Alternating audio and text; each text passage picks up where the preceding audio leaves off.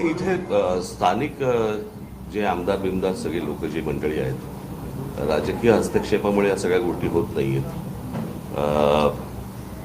मागे मी एकदा नितीन गडकरींना मी फोन केला होता या बाबतीत. मी त्यांना विचारलं होतं, मी एकदा बोललो पण होतो, पण गडकरींनी मला याचं उत्तर दिलं होतं की कॉन्ट्रॅक्टर कंटाळून निघून गेले. आता नितीन गडकरी जे या रस्ते आणि ह्या सगळ्या गोष्टींचे केंद्रीय मंत्री आहेत, ते जर समजा कोकणातल्या कंत्राटदारांबद्दल कंटाळून निघून गेले असं जर म्हणत असतील तर ते कंटाळले कोणामुळे, कशामुळे कंटाळले?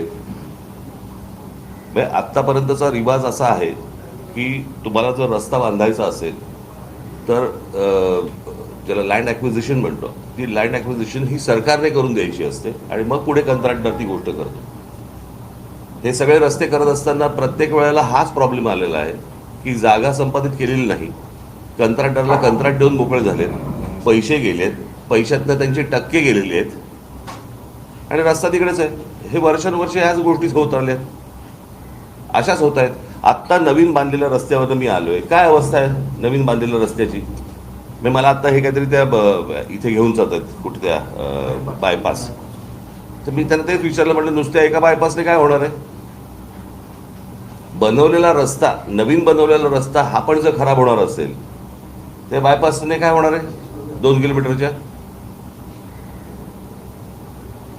काय आपण राज्य म्हणून हे माझ्या राज्यातलं आहे, हे नीट व्हायला पाहिजे, चांगलं व्हायला पाहिजे, याच्या दृष्टिकोनातनं विचार न करता याच्यातनं टक्के किती मिळतील या गोष्टींवरतीच जास्ती विचार आहे. आमच्या जमिनी कशा विकल्या जातील, जमिनी घेऊन ठेवायच्या, हेच व्यवहार नुसते सुरू आहे. तो बाकी काय सुरू आहे मला जरा सांगा महाराष्ट्रात? आता हे तिसऱ्या मुंबईचं केलंय, बरोबर आहे?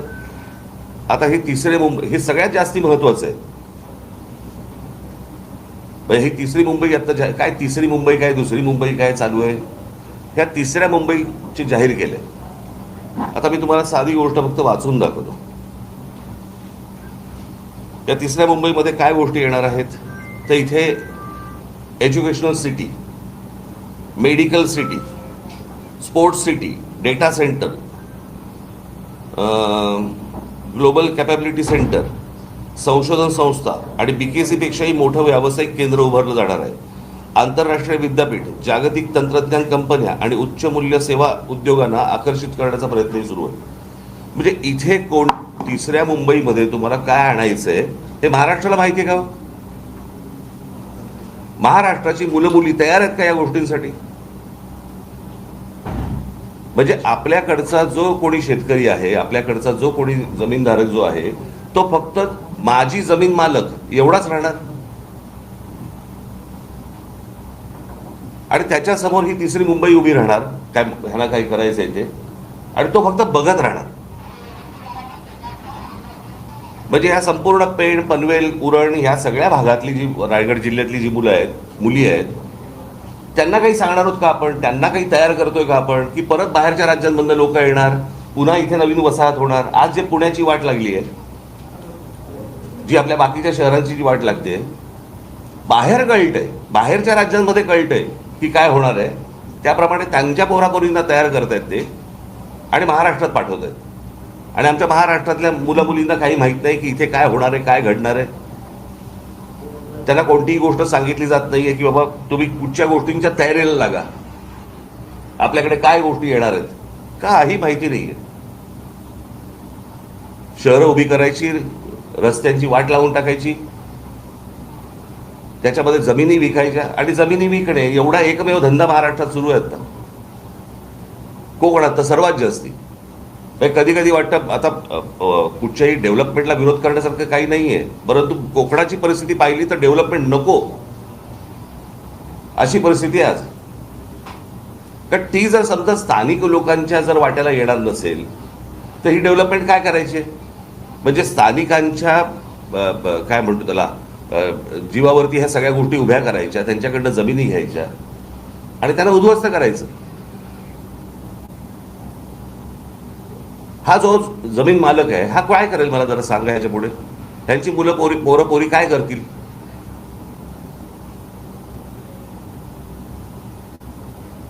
काय चाटायचे ते रस्ते? आमच्याकडची जमीन, आमच्याकडचं पाणी, आमच्याकडची वीज, आणि ह्याच्यावर पोचले कोण जाणार? बाहेरचे. महाराष्ट्रामधल्या मुलामुलींच्या उपयोगाची जर समजा प्रगती, डेव्हलपमेंट ही जर होत नसेल, काय चाटायची ती प्रगती?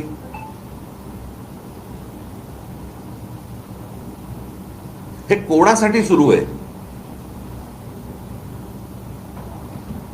मोठे जमिनीचे तुकडे काढायचे, ह्याने ह्या सगळ्या आता कुठून डेव्हलपमेंट होते यांच्या लोकांना माहिती आहे, आमदारांना माहिती आहे. हे जमिनी घेत सुटणार आणि मग ते सरकारला विकणार.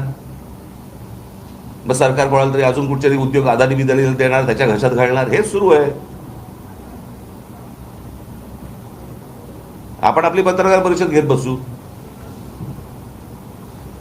मला असं वाटतं स्थानिकांना ही गोष्ट समजणं गरजेचं आहे. त्यांनी या गोष्टींना विरोध करणं गरजेचं आहे.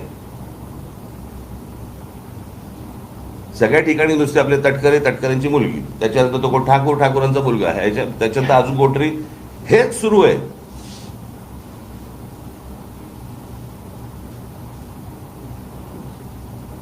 आणि आमच्या लोकांना समजत नाहीये की काय प्रकारचं पुढे काय त्यांच्या समोर आयुष्यात वाढून ठेवलेलं आहे. का आईने अंधकार? निवडणुकीच्या तोंडावरती फक्त पैसे घ्यायचे आणि काही जे काय आता पैसे वाटायचे, बस मतदान होत आहे. आमदार निवडून येत आहेत, खासदार निवडून येत आहेत, आमच्या पायाखालच्या जमिनी जात आहेत, जाऊ देत. असाच महाराष्ट्र विकला जाणार. सर्वाधिक उद्योग किंवा सर्वाधिक गोष्टी या रायगड जिथे आपण आता आहोत या संपूर्ण परिसरामध्ये मोठ्या प्रमाणात होताना दिसत आहेत. पण इथेच पालकमंत्री पदावरून वाद सुद्धा सातत्यानं, मला ते फालतू गोष्टी आहेत, त्या अत्यंत फालतू गोष्टी आहेत. पालकमंत्री, पालक म्हणजे कोण? आईबाप ना. यांना आईबाप मानायचे का? माझं मत आहे, सरकार नावाची एक गोष्ट असते. सरकारने ह्या गोष्टींचे निर्णय घ्यायचे असतात. सरकारने आपल्या लोकांचं जे काही हित आहे ते सांभाळायचं असतं. हे काय पालकमंत्र्याचं काम नाहीये ना. म्हणजे आता त्या सिंगापूरच्या कुठच्याही कंपनीला सांगितलेलं की 30 आठवड्याच्या आत आम्हाला संपूर्ण आराखडा आखून द्यायचा आहे. माहितीये का रायगडला? आमच्या मुलामुलींना माहिती आहे का कोणत्या प्रकारचे जॉब्स येणार आहेत? काही कल्पना आहे का आपल्याला? काही माहिती नाहीये.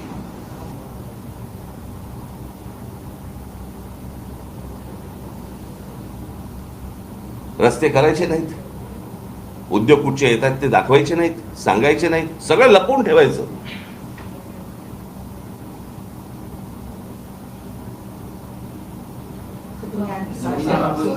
सोयीस्कर सर्वसामान्य लोकांना अंधारात ठेवलं जाते. अर्थातच. मग म्हणजे काय? ते कोणाच्या, ते उद्योगपतींच्या हिताचं सगळं सुरू आहे ना. अजून काय सुरू आहे?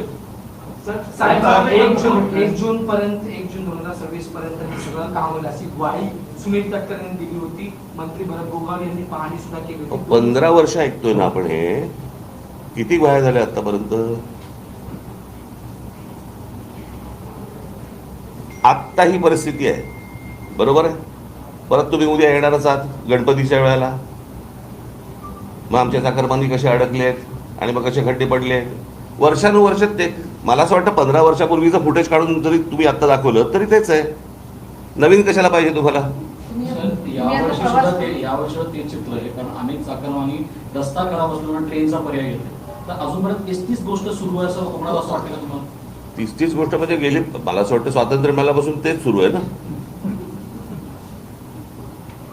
आपल्याकडे अजूनही कोणत्या प्रकारचे नवीन विषयच आहेत नाही निवडणुकीला.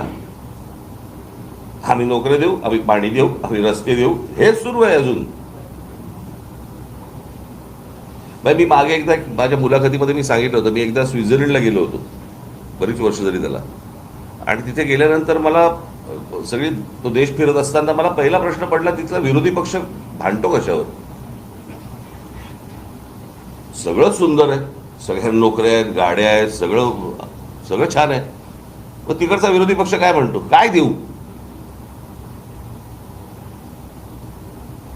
आपल्याकडे हेच सुरू आहे.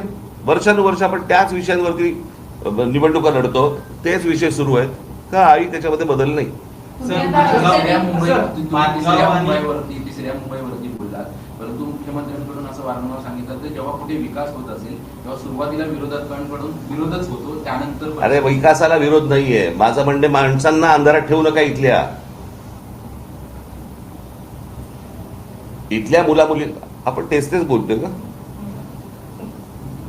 साहेब, एक प्रश्न. माणगाव आणि रोहा यामध्ये मुंबई दिल्ली कॉरिडॉर येणार होते आणि त्यासाठी शेतकऱ्यांची सुरुवातीला भूसंपादन जागा काढण्यात आली आणि तेव्हा सांगण्यात आलं होतं की रासायनिक जे कारखाने आहेत ते येणार नाही. मात्र आता प्रत्यक्षात जे आहे ते रासायनिक कारखाने अरे मी मागे पण एकदा इथे कोकणामध्ये आलो असताना मी म्हटलं होतं की तुम्ही हे जे उद्योग येत आहेत ह्यांच्यामध्ये पार्टनर व्हा.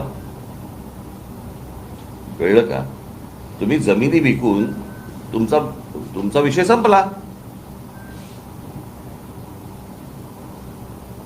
आपण एक त्यातलं सुंदर उदाहरण जर समजा आपण बघितलं तर पुण्यामध्ये मगरपट्टा, बरोबर आहे. सगळे शेतकरी एकत्र आले, सगळ्या शेतकऱ्यांनी मिळून एक मोठ्या प्रकारचा एक प्रकल्प उभा केला, बरोबर आहे.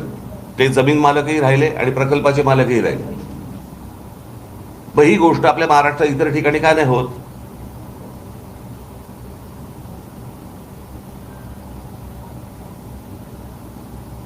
तुम्हाला कोणतरी येतं, तुम्हाला जमीन विकायला सांगतं, तुम्ही काहीतरी पैसे घेता आणि मोकळे होत आहे म्हणजे काय? मी अनेकदा सांगत आलेलो आहे, तुमचं अस्तित्व ही तुमची जमीन आहे. तुमच्या पायाखालची जमीन गेली की तुम्ही कोणत्याही भागाचे कोणी नाही आहात. तुमचं अस्तित्व संपलं. हे रासायनिक कारखाने बिरखाने खूप नंतरची गोष्ट. पहिली जमीन विकणं, इथून पहिली सुरुवात आहे. बोल. स्थानिक नेत्यांचा मोठा अपयश आहे का? कारण सरकारपेक्षाही जास्त, कारण की नारायण राणे असतील किंवा सुनील तटकरे असतील. प्रश्न असा आहे की ह्या सगळ्यांनी मिळून एका गोष्टींचा विचार केला पाहिजे की आमच्या कोकणाचं काय होणार. हे बघा, प्रश्न असा आहे की हे जर समजा सगळे आमदार एका आवाजात बोलले असते तर इतकी वर्ष लागली असती का रस्त्याला?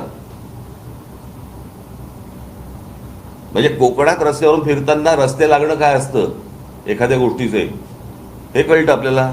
सर, प्रश्न असा आहे की एक सेकंड, या ठिकाणी स्थलांतर थांबत नाही. गेले कित्येक वर्षापासून कोकणात बरेच नेते काम करतात. तर स्थलांतरावरती आपण काय काम करणार आहात का? आणि लोकल ट्रेन सुरू होत नाही मांडवापर्यंत. काय स्थलांतर? इथल्या लोकांना जॉब नाहीत, नोकऱ्या, त्याच्यामुळे ते मुंबईला जातात, पुण्याला जातात. तर ह्या ठिकाणी गावाच्या गाव बंद पडलेले आहेत. त्याच्यासाठी काय उपाययोजना होणार आहे की नाही? अरे मग मी आता काय बोललो रे तुम्हाला माझ्या बोलण्याचा हे कळत नाही का रे? की जर समजा इथे या गोष्टी येत आहेत तर तुम्हाला समजल्या पाहिजेत ना रे. तुम्ही पत्रकार आहात, तुम्ही शोधल्या पाहिजेत ना. तुम्ही लोकांचं प्रबोधन केलं पाहिजेत ना. तुम्ही स्थानिक आहात ना की नाही आहेस? स्थानिक आहेस, मग त्या गोष्टी केल्या पाहिजेत ना. लोकांना जर समजत नसेल तर ते शोधत जाणारच आहेत ना बाहेर. एमआयडीसी वगैरे असे काही प्रकल्प येतील किंवा एमआयडीसी वगैरे? अहो, एमआयडीसी कुठे घेऊन बसलाय? मी आता काय वाचून दाखवलं तुम्हाला?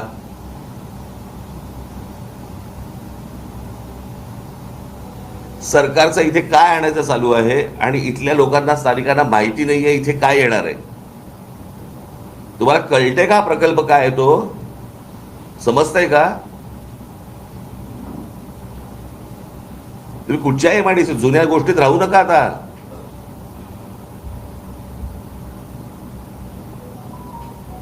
सर, मुंबई गोवा महामार्गावर खारपाडा आहे आणि सुटेळी खिंड अशा 40 किलोमीटरच्या अंतरामध्ये टोल आहे आणि त्याचा भूदंड मोठा पडणार आहे. अच्छा, तर एकदा सर तुम्ही सांगितलं की केंद्रीय मंत्रींनी स्वतः हात टेकलेले, मग याच्यात सोल्युशन काय आहे?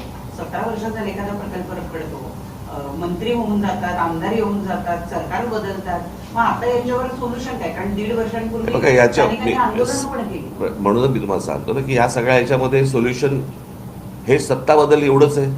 माणसं बदलणं गरजेचं आहे.